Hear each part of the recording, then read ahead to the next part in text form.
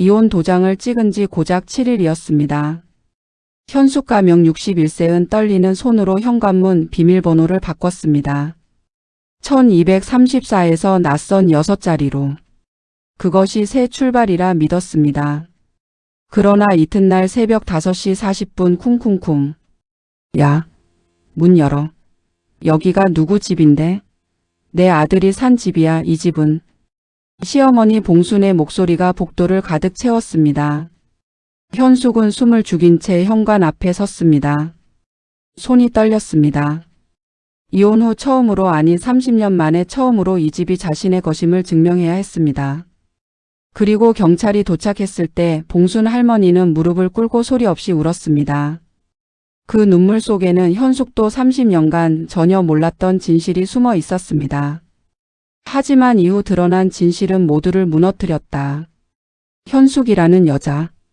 현숙은 1963년 경북 안동의 작은 마을에서 태어났습니다. 어릴 때부터 손재주가 좋아 어머니를 도와 이불을 꿰매고 밥을 지었습니다. 중학교를 졸업하고 서울로 올라와 봉제 공장에서 일하며 야간 학교를 다녔습니다. 22살 지금의 남편 창호를 만났습니다. 눈이 참 맑더라고. 그 사람 눈이. 현숙은 훗날 딸에게 그렇게 말하곤 했습니다. 창호는 당시 건설 현장에서 잡부로 일하면서도 항상 신문을 들고 다녔습니다. 이 사람이라면 다르게 살 수 있겠다, 그 믿음 하나로 현숙은 결혼을 결심했습니다. 결혼식은 동네 예식장에서 소박하게 치렀습니다. 현숙 쪽 손님 12명, 창호 쪽 손님 20명. 그리고 창호의 어머니 봉순, 당시 54살의 봉순은 아들 결혼식에서 단 한 번도 웃지 않았습니다.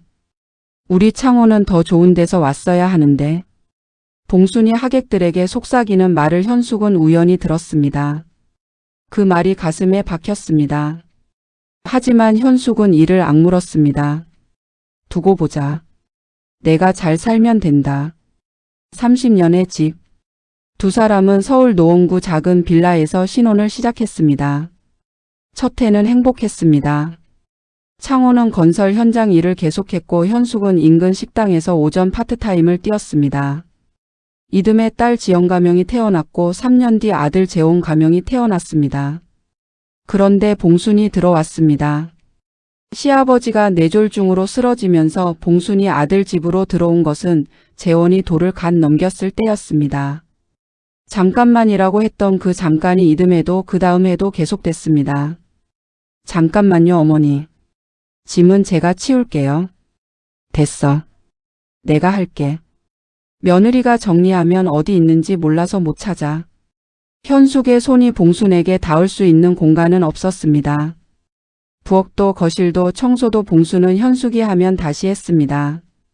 처음엔 말없이 지켜보다가 나중엔 노골적으로 한숨을 쉬었습니다. 요리는 어디서 배웠어? 이게 무슨 맛이야? 네, 어머니. 다음엔 더 잘할게요. 현숙은 매번 고개를 숙였습니다. 그것이 며느리의 도리라고 배웠으니까요. 집의 이름. 재원이 중학생이 되던 해 창호는 큰 결심을 했습니다. 은행 대출을 끼고 노원구 아파트를 샀습니다. 방 3개짜리 32평. 현숙이 10년 넘게 식당과 반찬 가게를 오가며 모은 돈 2천만 원이 종잣돈이었습니다. 등기부등본에는 창호의 이름만 올랐습니다. 남편 이름으로 하면 대출이 더 잘 나온대. 어차피 우리 집인데 뭐. 창호가 말했고 현숙은 그 말을 믿었습니다. 30년 후 그 믿음이 현숙을 벼랑 끝으로 몰아갈 줄은 꿈에도 몰랐습니다. 갈등의 첫 징후. 5년 전부터 창호가 달라졌습니다. 야근이 잦아졌고 주말에도 나갔습니다. 전화를 받지 않는 날이 생겼고 술 냄새와 함께 들어오는 날이 늘었습니다. 어디 갔다 이제 왔어요? 거래처 일이야. 왜 감시해? 어느 날 현숙은 창호의 점퍼 주머니에서 영수증 하나를 발견했습니다. 강남의 이탈리안 레스토랑 2명 와인 포함 13만 8천 원. 창호가 현숙과 마지막으로 외식한 것이 3년 전이었습니다. 현숙은 그 영수증을 서랍 깊숙이 넣어뒀습니다. 아직은 알고 싶지 않았습니다.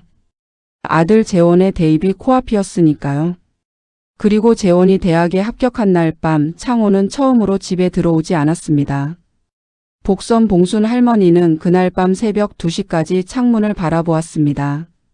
마치 이미 알고 있는 사람처럼. 이혼 통보. 창호가 이혼 얘기를 꺼낸 것은 재원이 군대 간 직후였습니다. 딸 지연은 이미 결혼해 경기도 분당에 살고 있었습니다. 집안에 현숙과 봉순 그리고 창호만 남은 상황이었습니다. 나 다른 사람 생겼어. 창호는 소파에 앉아 TV를 보면서 말했습니다. 마치 날씨 얘기를 하듯. 현숙의 귀가 먹먹해졌습니다. 방금 뭐라고 했지? 나 다른 사람. 그 말이 귓속에서 뱅뱅 돌았습니다. 몇 년 됐어요? 3년. 현숙은 그 자리에서 일어나지 않았습니다. 쓰러질 것 같았습니다. 하지만 안방 문이 살짝 열려 있었고 그 너머로 봉순의 그림자가 보였습니다. 현숙은 눈물을 꾹 삼켰습니다. 어머니 앞에서는 안 돼. 시어머니의 침묵. 이상한 것은 봉순이었습니다. 창호가 이혼 의사를 밝힌 날부터 봉순은 한마디도 하지 않았습니다.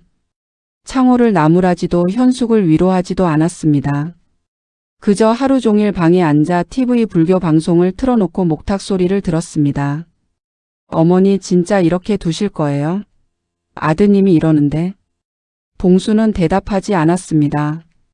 현숙이 돌아서자 등 뒤에서 조용한 목소리가 들렸습니다.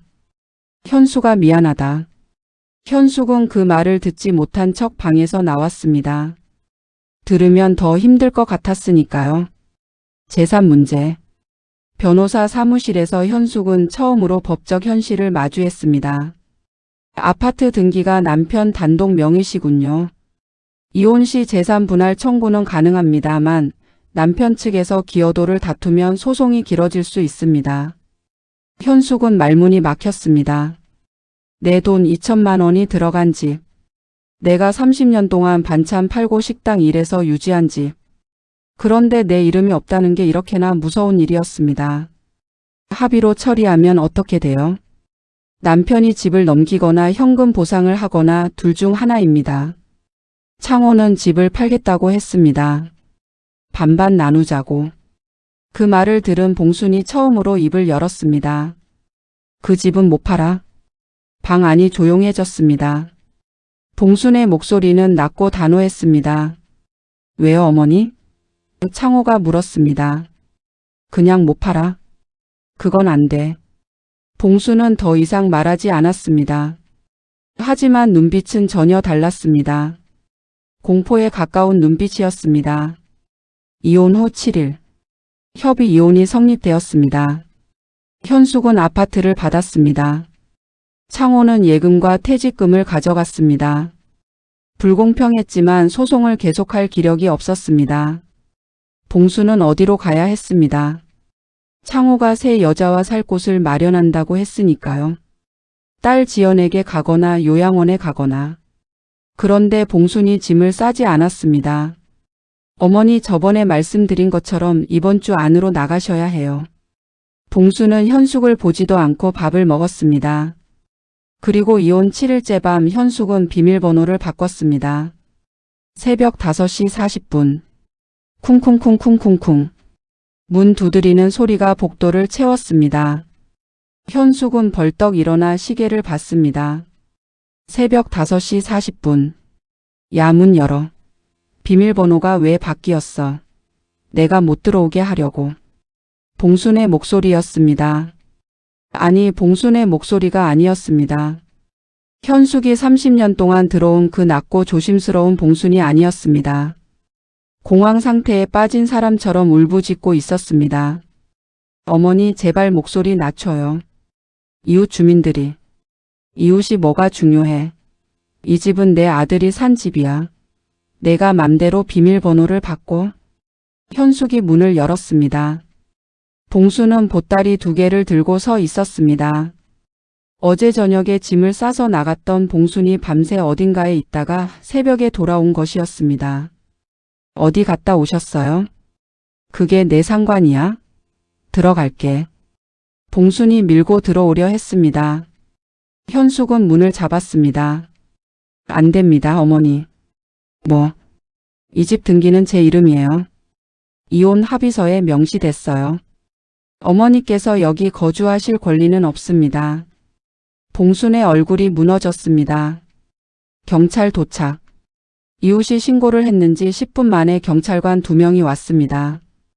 어르신 이 댁에 거주하시는 분 맞으세요? 봉순이 대답했습니다. 내 아들이 산 집이요. 나는 여기서 7년을 살았어. 등기부등본상 소유자가 누구십니까? 현숙이 핸드폰으로 등기 화면을 보여줬습니다. 경찰관이 확인했습니다. 어르신 죄송합니다만 현재 이 주택의 소유권은 이분께 있습니다. 강제로 진입하시면 주거침입이 성립될 수 있습니다. 봉순이 경찰관을 쳐다봤습니다. 그 눈빛에 분노가 있었습니다. 하지만 그 다음 순간 봉순은 그 자리에 주저앉았습니다. 무릎이 꺾였습니다. 그리고 소리 없이 울기 시작했습니다. 현숙은 처음 봤습니다. 84년을 살아온 시어머니가 새벽 복도에서 무너지는 것을. 봉순의 고백.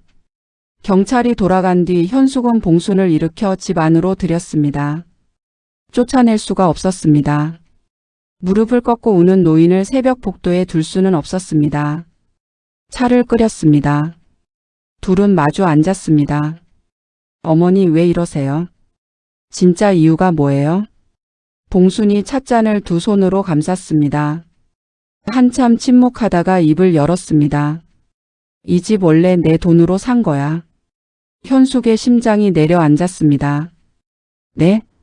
창호가 아파트 살 때 내가 2,500만 원 줬어. 내가 2천 냈지. 창호는 한 푼도 없었어. 그 돈이 내 전 재산이었어. 현숙은 그 말을 처음 들었습니다. 창호는 한 번도 그 말을 하지 않았습니다. 그래서요? 창호가 나한테 약속했어. 이 집은 나도 함께 사는 집이라고. 내가 죽을 때까지 여기서 살게 해준다고. 봉순의 눈에서 눈물이 떨어졌습니다. 그런데 창호가 나한테 아무것도 안 말하고 이혼하고 집을 당신한테 넘기고 내쫓았어. 창호의 진실. 현숙은 그날 밤 창호에게 전화했습니다. 창호 씨 어머니가 집 살 때 2,500만 원 냈다고 하던데 그게 사실이에요? 전화기 너머로 잠깐 침묵이 흘렀습니다. 그게 무슨 상관이야? 이미 다 끝난 일인데. 상관이요? 어머니한테 죽을 때까지 여기서 살게 해준다고 약속했잖아요. 엄마가 뭔 소리를 하는 거야. 그런 약속 없었어. 창호 씨. 야, 이미 법대로 다 끝났잖아. 왜 또 들쑤셔? 전화가 끊겼습니다. 현숙은 핸드폰을 내려놓고 천장을 바라봤습니다. 30년. 이 남자와 30년을 살았습니다. 그런데 이제야 보입니다. 이 남자는 자기 어머니에게도 자기 아내에게도 진심을 보인 적이 없었다는 것이. 지연의 폭로. 딸 지연이 내려왔습니다. 봉순이 엄마 집에 못 들어갔다는 소식을 듣고서 지연은 거실에 앉아 어머니와 할머니를 번갈아 봤습니다. 엄마, 나 사실 오래전부터 알고 있었어. 뭘? 아빠가 할머니 돈 가져다 쓴 거. 할머니 돈만 이 집에 쓴 게 아니야. 10년 전에 할머니 예금 통장에서 몇 번 돈이 나갔어. 할머니가 나한테 말했었거든.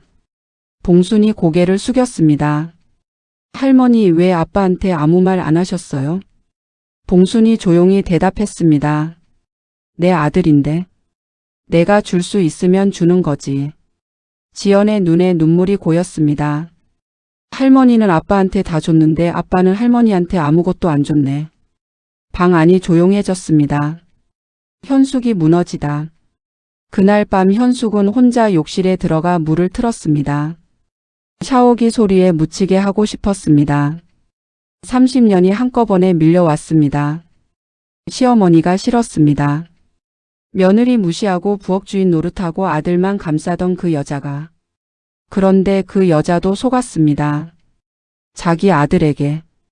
그 여자도 전 재산을 이 집에 바쳤습니다. 그리고 아들에게 버림받았습니다. 현숙과 봉수는 같은 남자에게 같은 방식으로 이용당한 두 여자였습니다. 현숙은 욕실 바닥에 주저앉아 울었습니다. 분노인지 슬픔인지 모를 감정이 터져 나왔습니다. 분노, 혼란, 좌절. 그 세 단계가 동시에 왔습니다. 내가 왜 30년을 참았지? 내가 왜 저 여자를 적으로 봤지? 우리 둘 다 피해자였는데. 봉순의 진짜 사과. 사흘째 되던 날 아침 봉순이 부엌에서 미역국을 끓이고 있었습니다. 현숙이 내려오자 봉순이 돌아봤습니다. 앉아. 현숙이 앉았습니다. 봉순이 국그릇을 내려놓았습니다. 그리고 자리에 앉아 현숙을 바라봤습니다. 현숙아, 나 사과해야 할 게 있어. 어머니. 들어. 내가 말할게. 봉순이 천천히 말을 이었습니다. 나 결혼식 날부터 너 무시했어. 시골서 왔다고 배운 게 없다고. 솔직히 말할게. 30년 동안 내가 너한테 너무 했어. 부엌에서도 애들 앞에서도 창호 앞에서도. 내가 며느리라서가 아니라 내가 무서웠어. 창호가 너를 더 사랑하는 게. 현숙은 숨을 멈췄습니다. 아들이 아내를 더 사랑하면 내가 밀려날 것 같아서. 그래서 내가 자꾸 너를 깎아내렸어. 봉순의 목소리가 흔들렸습니다. 그런데 창호는 결국 나도 너도 버렸어. 창호의 연락. 일주일 뒤 창호에게서 연락이 왔습니다. 문자였습니다. 엄마 거기서 쫓아내. 요양원 알아볼 테니까. 현숙은 문자를 오래 바라봤습니다. 그리고 답장을 보냈습니다. 어머니는 여기 계실 거예요. 창호에게서 답장이 오지 않았습니다. 지연이 전화해서 물었습니다. 엄마 진짜야? 응. 어머니랑 나랑 같이 살 거야. 왜? 현숙이 잠깐 생각했습니다. 우리 둘 다 너무 오래 혼자였거든. 봉순과의 새 하루. 봉순은 이제 현숙의 집에서 삽니다. 두 사람은 매일 아침 같이 밥을 먹습니다. 봉순이 국을 끓이고 현숙이 반찬을 차립니다. 처음엔 어색했습니다. 말이 없었습니다. 하지만 조금씩 달라졌습니다. 이거 맛있네. 봉순이 처음으로 현숙의 반찬을 칭찬했습니다. 현숙은 웃음이 나올 뻔했지만 참았습니다. 아직은 이릅니다. 어머니 내일 뭐 드실래요? 갈비찜. 알겠어요. 두 여자는 오래된 원수가 아니었습니다. 그저 같은 사람을 사랑하다 서로를 미워하게 된 두 사람이었습니다. 그리고 이제 그 사람이 없어도 두 사람은 서로 곁에 있습니다. 그녀는 그제야 깨달았다. 사랑은 늘 너무 늦게 온다는 걸. 하지만 늦었다고 끝난 것은 아니라는 걸.